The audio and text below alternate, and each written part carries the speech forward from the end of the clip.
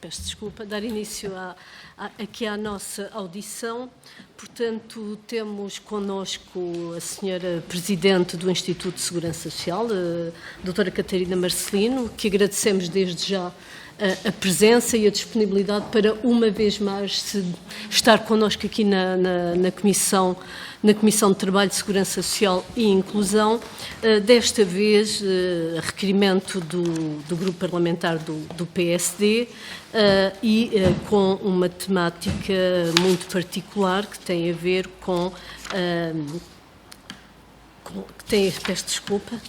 que tem a ver com os refugiados, o acolhimento de refugiados e o papel e o contributo que o Instituto de Segurança Social tem nesta matéria. Eu faria 2 ou 3 observações relativamente à forma como se irá desenrolar esta audição. Não é novidade para ninguém, mas reforço que, portanto, de imediato darei a palavra ao Grupo Parlamentar do PSD para a apresentação do requerimento. Depois pediria à Sra. Presidente do Instituto de Segurança Social para fazer uma exposição, uma intervenção com as reflexões que entender pertinentes de 10 minutos e depois passaremos então a uma ronda com cada grupo parlamentar a ter 5 minutos. Depois, no final, a Sra. Presidente teria mais cerca de 30 minutos para poder responder às solicitações ou até desenvolver alguma matéria, alguma questão que não tenha tido tempo de fazer durante a primeira exposição. Portanto, eu, se me permitem, daria desde já a palavra ao PSD, ao Sr. Deputado Rui Cruz. Muito obrigada. Obrigado, Sra. Presidente. A Sra. Presidente do Instituto de Segurança Social começa esta audição por fazer uma citação de afirmações que fez em abril de 2022 sobre os quase 30 mil refugiados ucranianos que naquela data já haviam chegado a Portugal. Passo a citar. Temos de ter consciência de que muitas das pessoas chegaram a Portugal traumatizadas, muitas precisam de tempo para pensar o que querem fazer das suas vidas, muitas com a expectativa de voltar em breve à Ucrânia, muitas com algum conforto financeiro que lhes permita a sobrevivência durante algum tempo, e sublinho esta parte, há pessoas nesta fase que não querem apoio e nós temos de respeitar. Parece-nos que a gravidade, a indiferença e a ignorância mesmo que estas palavras contêm só não envergonham Portugal perante os seus parceiros da União Europeia e a presidência e embaixadas ucranianas, porquanto foram ditas por um membro de governo, e refletem, mas não justificam, a passividade e a falta de proatividade com que o Instituto de Segurança Social acudiu aos milhares de refugiados ucranianos a quem prontamente Portugal abriu as suas fronteiras. Quase todos com pedidos de proteção temporária, quase todos bem identificados, quase todos à espera de um apoio imediato com alojamento, alimentação e orientação. Quase todos à espera de um mero e mínimo apoio monetário, de um pronto apoio na aprendizagem da língua portuguesa e na procura de trabalho. E de rápida colocação na escola, na universidade, dos mais jovens e os adultos, nas milhares de ofertas de trabalho que prontamente foram disponibilizadas pelas empresas, pelos estabelecimentos comerciais e pelos equipamentos hoteleiros. Aqui chegados, se quase todos haviam pedido proteção temporária e se achavam identificados e com isso atribuído, o que impediu o Instituto de Segurança Social de os contactar de imediato para lhe atribuir direitos, nomeadamente apoio monetário e orientação adequada. Bem sabemos, porque ouvimos de viva voz, que muitos desses refugiados foram prontamente colocados em organizações da sociedade civil. Mas também sabemos que foram rapidamente abandonados pelo ICE às mãos e à sorte dessas instituições, muitas delas IPSS, também estas sem apoios e financiamento adequado, agravando a sua já muito frágil sustentabilidade financeira. Sra. Presidente, como pôde o ICE, em situação de catástrofe humanitária, abandonar desta forma estes refugiados e aquelas instituições que tão prontamente se disponibilizaram para os acolher, impondo-lhes encargos que sabiam não serem capazes de suportar? Como pôde isto acontecer quando Portugal recebeu vários milhões de euros de fundos comunitários para este efeito? Por isso, não admira as palavras aqui proferidas pela Sra. Presidente, sua colega do IFP, de que muitos refugiados querem regressar à Ucrânia e muitos já voltaram ou saíram de Portugal. Por outro lado, tem-se tornado cada vez mais claro que Portugal deixou entrar, mas o Governo não soube acolher os refugiados. Apesar de mais de 18 mil refugiados manifestarem pronta vontade em trabalhar, o Governo, ao fim de 4 meses, pela mão do Ministério que se diz do Trabalho, da Segurança Social e da Inclusão, apenas autorizou 102 contratos de emprego e inserção, onde estes trabalhadores apenas receberiam 472 euros por mês, uma remuneração inferior ao próprio salário mínimo nacional. Se é certo que o CEF deixou entrar de forma célere, sabemos já que o ISO foi incapaz e incompetente para acolher e reintegrar. Muitos ainda não sabem se têm direito e que direitos têm, ou a que apoios se podem candidatar, ou que apoios vão receber. Muitos esperam e desesperam ainda pelo processamento do pouco que já foi aprovado.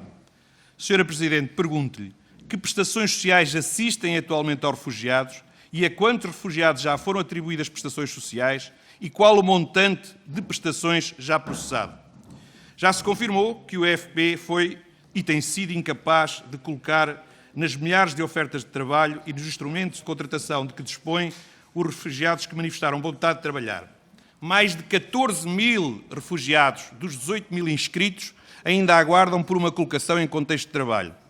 Desculpa-se a sua colega, Presidente do IFP, ora com o perfil profissional dos candidatos, ora com a dificuldade de conciliar o transporte das suas atuais residências para o local de trabalho, ora com a dificuldade de conciliar as suas vidas profissionais com as suas vidas familiares.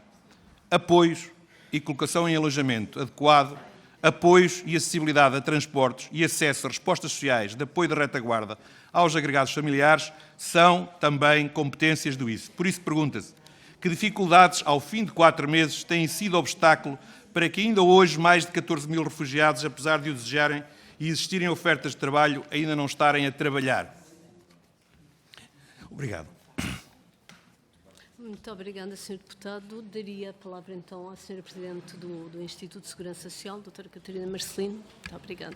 Muito obrigada, Sra. Presidente, senhoras e senhores deputados. É um gosto voltar hoje à Comissão, a esta Comissão. E eu queria começar por contextualizar a situação e responder até algumas questões que me foram colocadas. A situação da guerra na Ucrânia levou o Estado português a desenvolver uma operação de acolhimento de refugiados coordenada pelo Alto Comissariado para as Migrações, com o objetivo de responder nas várias frentes da chegada destas pessoas ao nosso país. O Instituto de Segurança Social, dentro das suas atribuições, foi desde a primeira hora um dos organismos públicos a integrar esta task force. A Resolução do Conselho de Ministros 29A de 1 de março e a Resolução do Conselho de Ministros 29D de 11 de março de 2022 possibilitaram ao abrigo da Lei 67 de 2003, de 23 de agosto, conceder proteção temporária com a atribuição automática da autorização de residência, permitindo a estes cidadãos acesso ao número de identificação fiscal, ao número do utente do SNS e ao número de identificação da Segurança Social. Até ao momento atribuímos 43.754 NISs. Sendo os beneficiários de proteção temporária equiparados a beneficiários com estatuto de refugiado para efeitos de acesso a prestações sociais do regime não contributivo, foram deferidas 16.350 prestações sociais e já foram pagas 14.474, entre as quais abono de família e rendimento social de inserção, que correspondem a mais de 7,4 milhões de euros. Tendo em conta a realidade destas pessoas, que chegadas a um país novo e não falando a língua, o Instituto de Segurança Social e o IFP organizaram sessões conjuntas de atendimento em todo o país. Foram contactadas cerca de 19 mil pessoas, que correspondem a mais, porque muitas delas representam agregados familiares. Os contactos foram feitos em português, inglês e ucraniano. Durante o mês de maio, foi enviado a todos aqueles a quem foi atribuído nisso até esse momento, no âmbito da proteção temporária, um e-mail em ucraniano, reforçando os canais onde podem obter informação sobre apoios sociais, nomeadamente através do site da Segurança Social, que tem uma área dirigida a estas pessoas com informação em inglês, e o Contact Center da Segurança Social passou a contar com operadores que falam ucraniano. Nos serviços de atendimento presencial, foram criadas as condições de atendimento necessárias, tendo sido atendidas até ao momento mais de 8.500 pessoas e foram ainda criadas as condições para que, através do SIGA, que é o Sistema Integrado de Gestão de Atendimento, pudessem ser agendados atendimentos a cidadãos ao abrigo da proteção temporária. Quanto ao acolhimento, e sendo desde a primeira hora uma necessidade que Portugal tinha que acautelar para todos aqueles que chegavam e que não tinham uma solução de acolhimento, o ICE, em parceria com as instituições de solidariedade social e em complemento ao que estava a acontecer em muitas câmaras do país, criou estruturas de acolhimento coletivo que permitem 24 horas por dia o alojamento de cidadãos que chegam a Portugal sem suporte ou meio de subsistência com acompanhamento social. Existem 11 estruturas de acolhimento coletivo que atualmente acolhem mais de 400 pessoas. É ainda de referir que temos no sistema 4.500 registros de qualificação de trabalho criada, ou seja, de registros de contrato de trabalho. Quanto às crianças que entraram no país provenientes da Ucrânia, criámos uma linha telefónica específica para informações e fizemos recrutamento e formação a famílias de acolhimento para crianças não acompanhadas. Até ao momento entraram no país 13.116 crianças entre os 0 e os 17 anos, das quais 15 são adolescentes não acompanhados, que estão a ser seguidas pelas Comissões de Proteção de Crianças e Jovens e estão ao cuidado de pessoas de referência, com quem já tinham ligação, pessoas portuguesas e pessoas ucranianas. E 2 raparigas estão em casa de acolhimento porque não tinham ninguém de referência em Portugal. Consideramos o balanço do trabalho realizado em parceria e diálogo com outras entidades sobre a coordenação do ACM, um trabalho positivo, que respondeu bem ao desafio de receber, e isto é muito importante, sem planificação, porque todas as pessoas que nós temos recebido refugiadas no nosso país normalmente são situações que estão previamente organizadas para a recepção no país e estas pessoas chegaram sem qualquer planificação. Dezenas de milhares de pessoas refugiadas que nós recebemos nestas condições. Queria aproveitar para terminar, fazer um agradecimento, aproveitar, e aqui perante os senhoras e os senhores deputados, fazer um agradecimento a todos os trabalhadores e trabalhadoras da Segurança Social, porque depois do Covid e de tudo o que foi o esforço e o trabalho que foi feito no Instituto de Segurança Social durante a pandemia, que desgastou as equipas estão cansadas, as pessoas, mais uma vez, naquela casa que veste a camisola, voltaram a vestir a camisola para responder a esta catástrofe que estamos a viver na Europa e à necessidade daqueles que mais precisam, neste momento, das pessoas refugiadas que chegaram ao país. Obrigada. Muito obrigada. Eu daria agora, de acordo com as nossas normas regimentais, daria a palavra ao Grupo Parlamentar do PS, portanto, ao Sr. Deputado Fernando José. Muito obrigada. Sr. Presidente, muito obrigado. Bom dia a todos e a todas. Começo por agradecer a presença da Sra. Presidente, saudar a iniciativa do PST, que certamente contribuirá para o esclarecimento. Sra. Presidente, começo precisamente pelo fim da sua intervenção, saudando também os trabalhadores da Segurança Social pelo seu papel fundamental na fase mais difícil da nossa vida coletiva, mas também agora, no acolhimento de refugiados ucranianos que fugiram da sua terra, do seu país, por força da criminosa invasão da Ucrânia. E, portanto, a Segurança Social tem dado a resposta necessária e que impere, como aqui referiu e como certamente teremos ocasião de obter esses esclarecimentos. Mas cabe aqui fazer uma reflexão, uma questão. O que seria a resposta da Segurança Social na fase mais difícil da nossa vida? O que seria a resposta da Segurança Social hoje a esta calamidade que estamos a viver por força, e repito, da criminosa invasão da Ucrânia, se o Partido Socialista e o Governo do Partido Socialista não tivesse revertido a medida de despedimento coletivo, do maior despedimento coletivo na administração pública e das listas negras que levaram centenas e centenas de trabalhadores para a mobilidade especial na Segurança Social. O que seria hoje a resposta da Segurança Social se não tivesse sido feita a reversão dessa medida que levou a que centenas e centenas de trabalhadores da Segurança Social, hoje que estão novamente no seu local de trabalho, no seu posto, mas que estiveram numa lista de mobilidade especial para serem despedidos.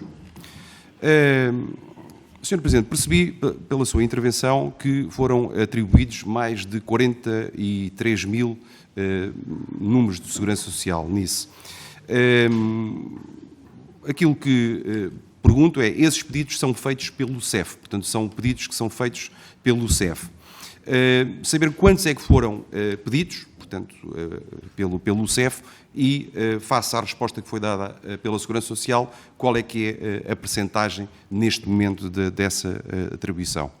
Depois, Sra. Presidente, foi aqui também dito que foram pagas mais de 14 mil prestações sociais, segundo percebi. Dessas prestações sociais, quantas é que representam abonos de família, crianças, jovens e pré-natal? Ou seja, apoios já deferidos e que já foram pagos.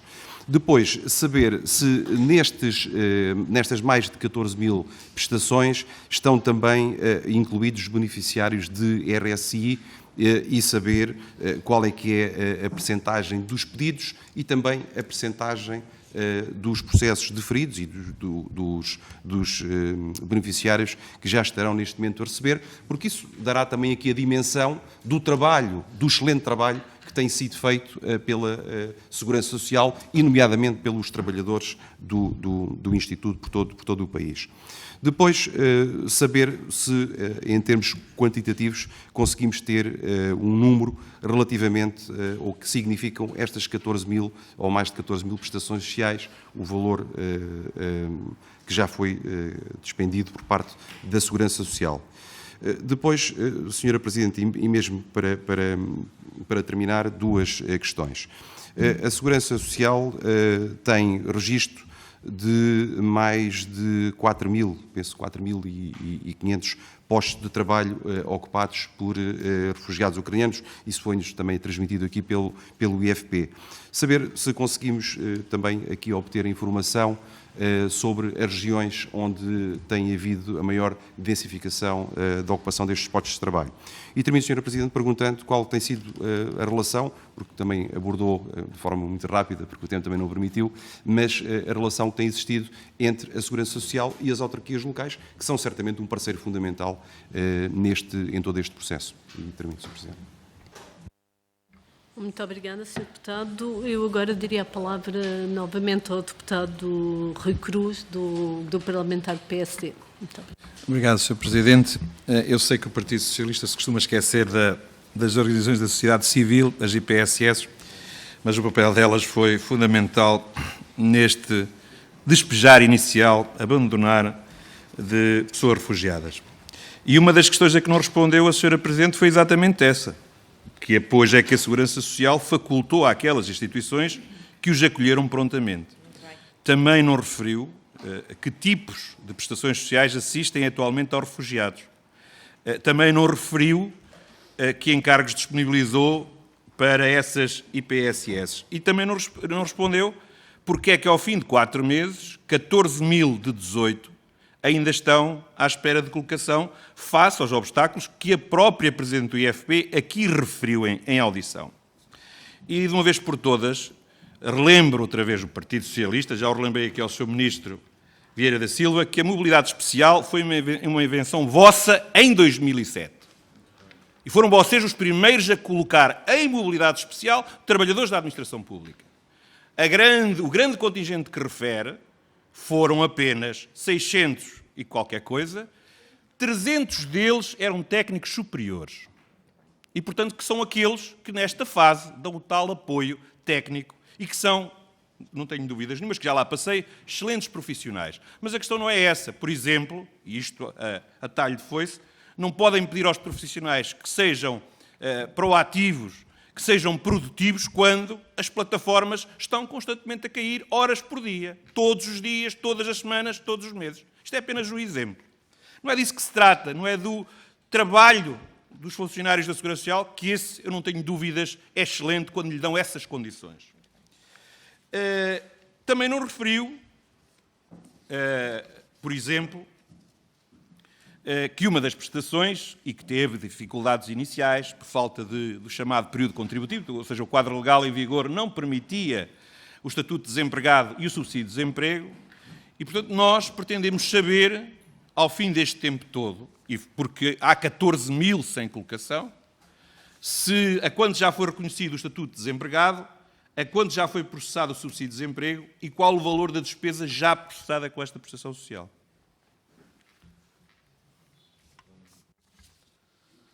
Muito obrigada, Sr. Deputado. Eu daria agora a palavra ao Grupo Parlamentar do Chega, por via do Sr. Deputado Jorge Galveias. Muito obrigada. Muito obrigado, Sra. Presidente. Sra. Presidente, doutora Catarina Marcelino, senhoras e senhores deputados, Portugal atribuiu até hoje mais de 42 mil proteções temporárias a pessoas que fugiram da guerra na Ucrânia, das quais 731 são crianças que chegaram ao nosso país sem os pais. Enquanto seres desprotegidos e especialmente vulneráveis que são, é da maior importância que os mecanismos direcionados a estas crianças por parte do Instituto Público, hoje aqui presente, sejam céleres e eficientes. E coloco as seguintes questões. Face às crescentes queixas recepcionadas pelas escolas no que concerne às crianças refugiadas vindas da Ucrânia, questionamos a Sra. Presidente sobre o seguinte: que mecanismos de ação social escolar existem para atenuar a situação frágil em que se encontram estas crianças? No âmbito do acolhimento familiar a crianças ucranianas que chegaram sozinhas a Portugal, questionamos a Sra. Presidente sobre qual o prazo médio para uma família ser aprovada ou não para o acolhimento familiar e perguntamos-lhe ainda que mecanismos existem para reduzir este prazo. O Presidente da Associação dos Ucranianos em Portugal afirmou no jornal Observador que existem vários refugiados ucranianos que ainda não receberam os apoios prometidos. Pelo que perguntamos à Sra. Presidente por que motivo estes apoios prometidos não foram entregues. E perguntamos-lhe também se existe previsão de data para a entrega destes apoios em atraso. O que os portugueses querem saber é se a Sra. Presidente pode assegurar o bem-estar e segurança física, psíquica e emocional destas crianças. Um serviço da responsabilidade do Instituto, que é responsável pela morte da menina Jéssica, caso que todos nós, infelizmente, temos conhecimento, que estava sinalizada desde o seu nascimento, mas que, lamentavelmente, não nos deixa muita confiança. Muito obrigado. Muito obrigada, Sr. Deputado. Eu daria agora a palavra à Sra. Deputada Diana Ferreira, do PCP. Muito obrigada. Muito obrigada, Sra. Presidente. Cumprimento os senhores deputados e cumprimento naturalmente a doutora Catarina Marcelino, Presidente do Instituto da Segurança Social. E há algumas questões que da parte do PCP nós gostaríamos de abordar, não só em relação à questão dos refugiados ucranianos, porque há dificuldades e problemas e entraves sentidos por vários refugiados que se acentuou efetivamente neste momento específico, até por força de um aumento significativo num curto espaço de tempo de um alargado conjunto de refugiados. E, neste sentido, há questões muito concretas de problemas até anteriores que se vão sentindo e que importava que fossem efetivamente esclarecidos. Quando falamos de refugiados, falamos naturalmente de pessoas que fogem dos seus países em situações de guerra, em situações de profundas violências várias sobre as quais também são alvo e que procuram no nosso país, noutros também, mas no nosso país, um acolhimento, um asilo e uma resposta para as suas vidas que seja melhor do que no seu país de origem. E não basta dizermos que acolhemos muitos refugiados, que acolhemos milhares de refugiados e que os acolhemos bem e que estamos disponíveis para os acolher. De seguida, é preciso garantir que esses refugiados tenham efetivamente um conjunto de condições de dignidade a partir do momento que cá chegam. E essa é também das preocupações que nós temos. Começando desde logo pela questão do alojamento. Vieram notícias a público de que refugiados ucranianos foram expulsos das casas e dos espaços de alojamento que tinham, nomeadamente algumas notícias vieram no sul do país, mas a informação que nós temos é que isto não é uma situação do sul do país, é uma situação transversal no território nacional. confrontamos membros do Governo com esta situação em plenário que nos disseram que estava tudo resolvido e ao dia de hoje sabemos que não está tudo resolvido. E como tal importava saber, da parte da Segurança Social, naturalmente, qual é o acompanhamento desta situação em concreto, das questões de alojamento que está a ser feita aos refugiados ucranianos, considerando esta situação específica, mas também a muitos outros refugiados de várias nacionalidades que enfrentam este mesmo problema, de dificuldades de terem também um apoio e um alojamento mais permanente, sabendo nós, naturalmente, que o Estatuto de Asilo e de refugiado terá um enquadramento temporário, mas que também ele se pode tornar de alguma forma permanente se houver também vontade dessas pessoas de cá ficarem e de não regressarem, embora a maioria queira sempre naturalmente regressar ao seu país, muitas há que podem optar por não fazer. Gostaríamos também de perceber, de um ponto de vista dos apoios diretos da Segurança Social, a Sra. Presidente falou aqui do conjunto de apoios que já foram atribuídos, desde abonos de família e outros apoios semelhantes a mais de 14 mil pessoas, mas até por força da lei há apoios que são temporários e ao fim de algum tempo há refugiados que perdem esses mesmos apoios. Também houve declarações por parte de membros do Governo de que a proteção temporária que estava a ser melhorada, até especificamente em relação à situação dos refugiados ucranianos, iria ser alargada a refugiados de outras nacionalidades. São declarações de membros do Governo de maio. O que importava aqui saber é se da parte da Segurança Social há algum conhecimento desta mesma indicação e se, havendo conhecimento desta mesma indicação, já foram tomadas medidas nesse sentido e se já foi efetivamente também alargada, no fundo, essa proteção temporária mais célere a muitos outros refugiados que continuam a procurar o nosso país também para situações de acolhimento e de asilo. Porque a questão dos apoios sociais é absolutamente determinante em situações especialmente em que estas pessoas vêm numa realidade de profunda fragilidade, de profunda desestruturação até emocional, e que, como tal, têm que encontrar todas as condições que aqui também lhes permitam reconstruir-se e ir reconstruindo de alguma forma também as suas vidas. As questões, e colocava também, até num conjunto de entraves burocráticas que existem em várias instituições, a Sra. Presidente não é responsável por elas todas, é só mesmo pela Segurança Social, não é? Mas, de alguma forma, acaba por ser realidades que estão bastante ligadas, porque mesmo a ausência de tradutores em várias instituições públicas coloca dificuldades em questões mais básicas, como, por exemplo, cartas de condução, em que refugiados que venham de outras nacionalidades e que tenham um conjunto de documentos que têm que ser traduzidos para a nossa língua para depois poderem ser reconhecidos pelas entidades nacionais, esbarram na ausência de tradutores e na ausência de profissionais que também deem essa mesma resposta. E também perceber em concreto na situação da Segurança Social qual é essa situação em concreto, nomeadamente dos tradutores. A Sra. Presidente falou aqui, mesmo para terminar, peço desculpa, a Sra. Presidente falou aqui de informações dadas também em inglês e em ucraniano, mas esta questão dos tradutores, na questão dos apoios sociais, de uma forma mais direta, era importante também perceber.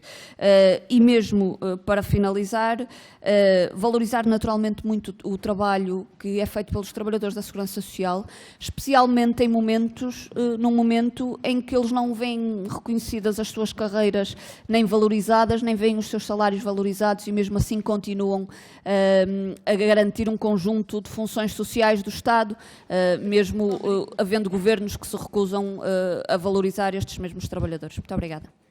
Obrigada, Sra. Deputada. Não havendo mais nenhum pedido, portanto, eu daria desde já a palavra à Sra. Presidente do Instituto para, no período de cerca de 30 minutos, poder responder e introduzir as temáticas que entender. Muito obrigada. Muito obrigada, Sra. Presidente. Queria agradecer a todas os senhores e as senhoras deputadas as questões colocadas. E começava por responder às questões colocadas pelo Sr. Deputado Fernando José Nós, neste momento, estamos com um diferencial entre os números de prestação temporária que o CEF atribuiu e a Segurança Social de cerca menos até de 1000 NISs. Às vezes, portanto, este processo tem sido um processo com grande esforço de ser o mais rapidamente e o mais automaticamente possível. Foi feito um trabalho entre a AT, a Segurança Social, nomeadamente o Instituto de Informática, que é quem faz essa parte mais dos sistemas, quem tem a responsabilidade dos sistemas informáticos na Segurança Social, o Ministério da Saúde, a SPMS, sempre com coordenação, com a AMA e com uma coordenação sempre próxima do ACM, e é bom dizer aqui que este processo, esta operação, a coordenação de toda a operação com as suas diferentes dimensões foi feita pelo ACM, com grande esforço. Também é bom dizer, porque o ACM é uma estrutura que, face à sua dimensão, teve aqui também os seus trabalhadores um esforço muito grande para a coordenação deste processo. Mas dizer que os NISs são atribuídos neste momento já de uma forma automática.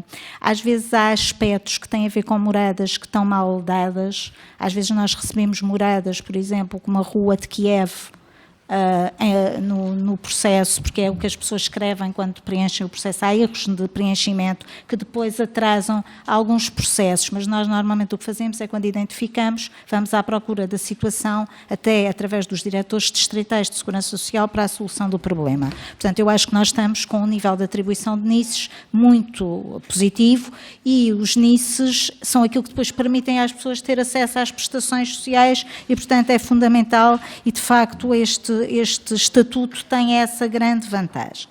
Quanto à questão das prestações, dizer-vos que as prestações, como eu aqui referi, são equiparadas portanto, estes beneficiários, estas pessoas que têm este estatuto, são equiparadas a beneficiários com estatuto de refugiado, é o que está na resolução do Conselho de Ministros, exatamente para terem acesso a estas prestações. Isto foi logo acautelado desde o início, isso é positivo. As prestações são rendimento social de inserção, abono de família, têm também acesso aos abonos parentais, aos pré-natais, portanto, esses abonos, esses subsídios. Mas o grosso são, de facto, rendimento social de inserção e abono de família. 52% dos subsídios atribuídos são abono de família, 47% são rendimento social de inserção.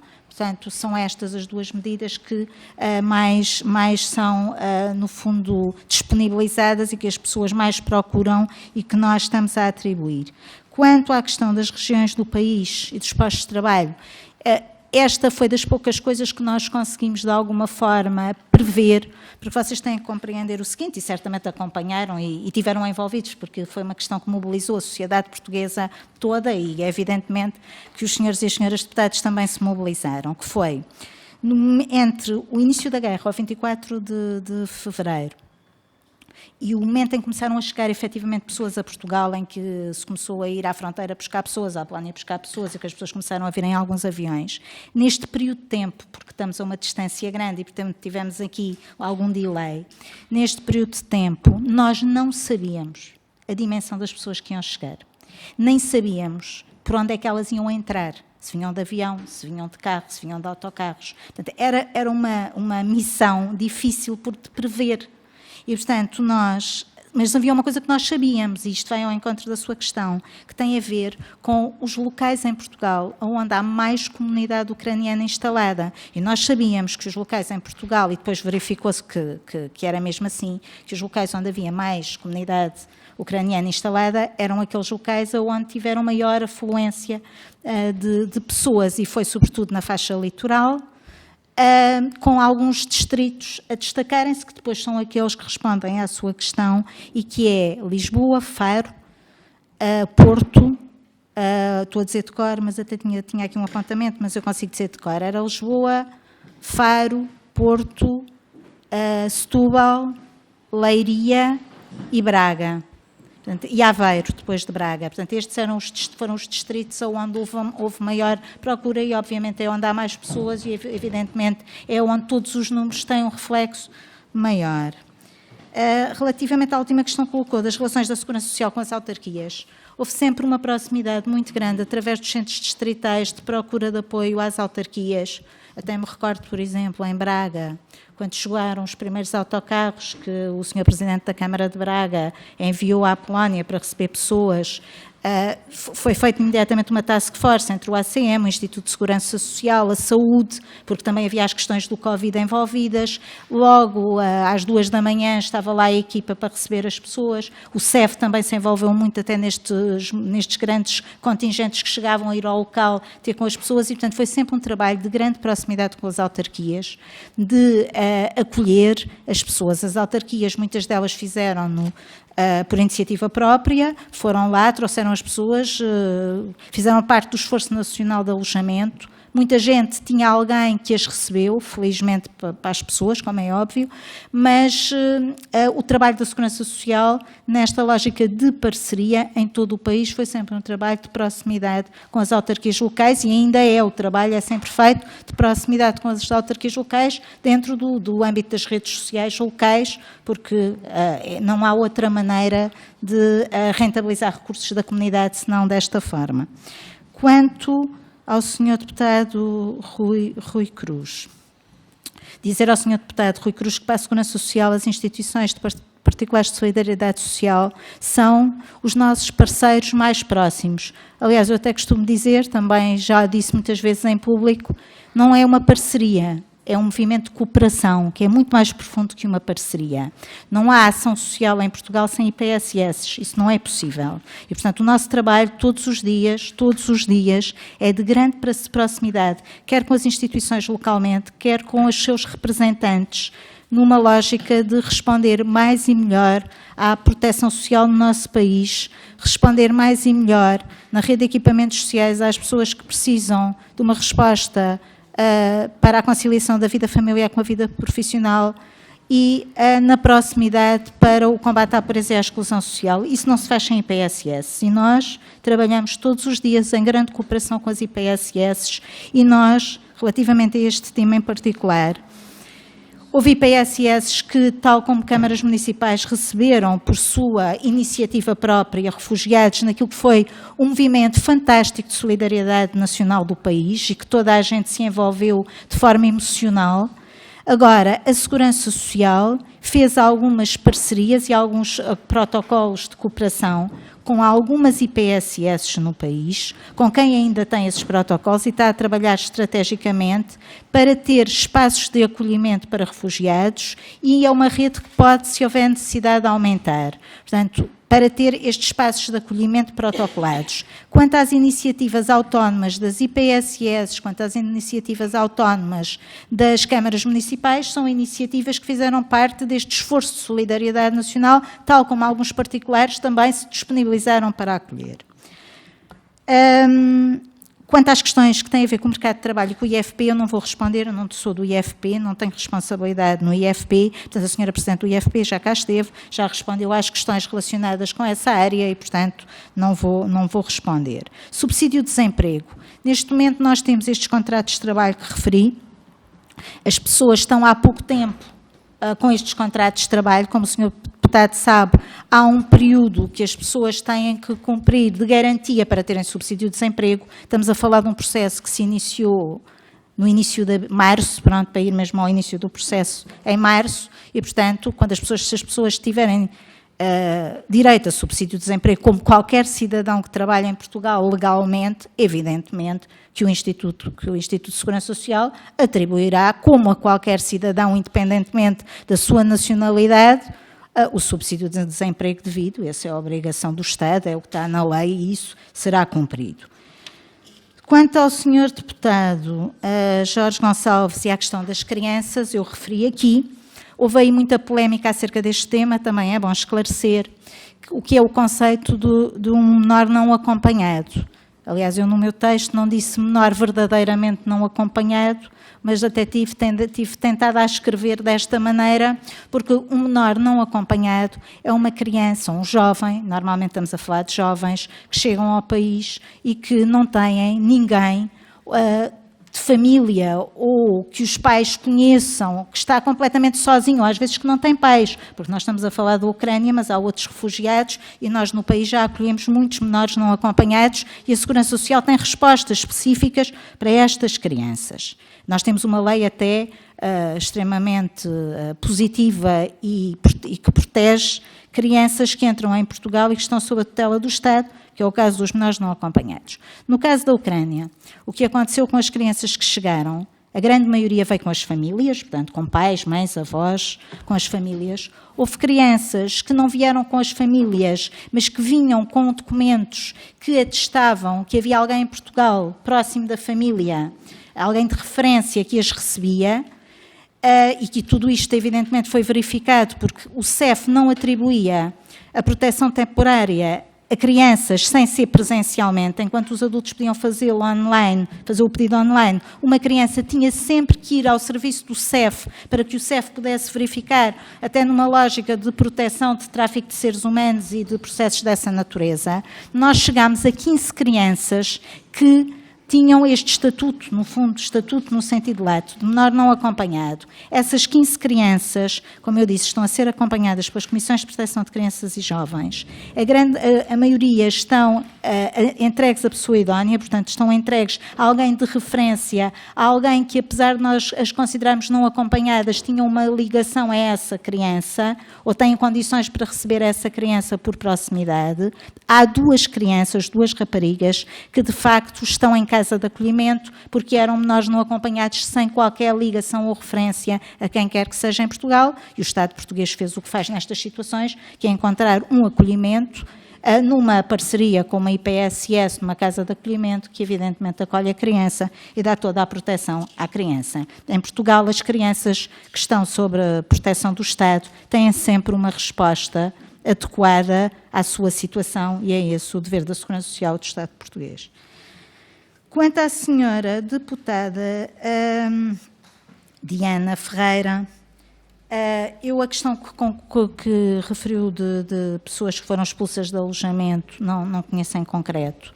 O que lhe posso dizer é o seguinte: qualquer pessoa que procura segurança social, e muitas destas pessoas em situações deste tipo, procuram através da linha do 144, da linha de emergência social, nós acolhemos. Nós encontramos solução. As pessoas não ficam na rua. Nós encontramos solução, há várias soluções possíveis. Há os nossos espaços de acolhimento para pessoas em situação de sem-abrigo, se for o caso.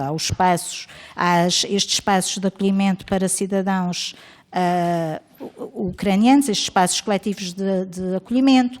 Há muitas vezes a possibilidade das pessoas serem colocadas numa pensão ou num alojamento hoteleiro. Há várias possibilidades que a linha de emergência social, seja a que horas for do dia e da noite, isto é muito importante referir, seja a que horas for do dia e da noite, não deixa pessoas na rua. Eu posso lhe dizer que em relação às pessoas ucranianas, às pessoas que vêm da Ucrânia, porque não são só pessoas ucranianas, e eu também penso que havia uma questão sua sobre isto é muito importante. Há pessoas que chegam ao nosso país, que estavam na Ucrânia, muitas delas a estudar, a maior parte da experiência que temos é pessoas que estavam a estudar, pessoas de outras nacionalidades que estão ao abrigo desta proteção, porque estando e vindo da Ucrânia estão ao abrigo desta proteção. Pessoas que chegaram a Portugal e que às vezes chegam e não têm qualquer relação com a comunidade ucraniana ou com alguém da comunidade portuguesa. E é preciso responder. E nós temos estado a dar resposta a estas pessoas, porque a resposta para nós, independentemente da nacionalidade, da cor da pele, do que for, a resposta é sempre dada em função daquilo que é o estatuto de proteção que a pessoa tem e, portanto, nós respondemos sempre. Quanto às traduções, também é uma questão importante, dizer o seguinte: o desafio das traduções é sempre um desafio grande. As primeiras pessoas que chegaram da Ucrânia, a maioria falava inglês, havia muita gente a falar inglês. Também havia muitas pessoas em Portugal que, acompanhando familiares e amigos que vinham da Ucrânia, fizeram sempre o apoio de que as pessoas, de apoiar o seu familiar ou o seu amigo nas necessidades de tradução. Hoje em dia, felizmente, há o Google Translate, que pode parecer uma coisa informal, mas que é um mecanismo de utilidade para contacto com as pessoas. E, portanto, tem-se encontrado sempre soluções. Agora, a Segurança Social, de facto, contratou operadores para a linha da Segurança Social, para ter atendimento em ucraniano quando as pessoas não falavam inglês, porque sentimos essa necessidade. Os e-mails que enviámos às pessoas, e nós contactámos todas as pessoas, voltar a reforçar isto, nós no mês de maio, para além dos atendimentos do IFP com a Segurança Social, terem sido todos marcados por iniciativa da Segurança Social, portanto, não foi, as pessoas foram à procura, nós contactámos as pessoas, porque nós, quando temos o NIS, temos o contacto da pessoa, nós contactámos as pessoas, ou por e-mail, ou por telefone, dependia do sítio do país e também da dimensão, contactávamos as pessoas, até houve uma vez em Lisboa que as contactámos por SMS, com mensagem em ucraniano. Tudo o que foi escrito em ucraniano.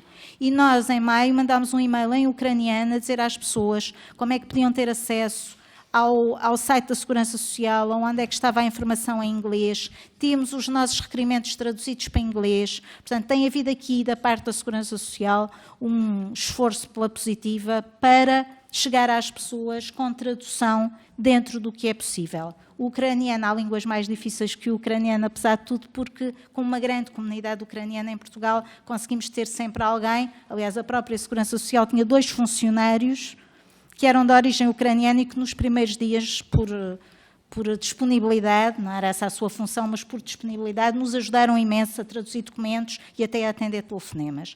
Portanto, penso que respondi a todas as questões que me foram colocadas. Muito obrigada.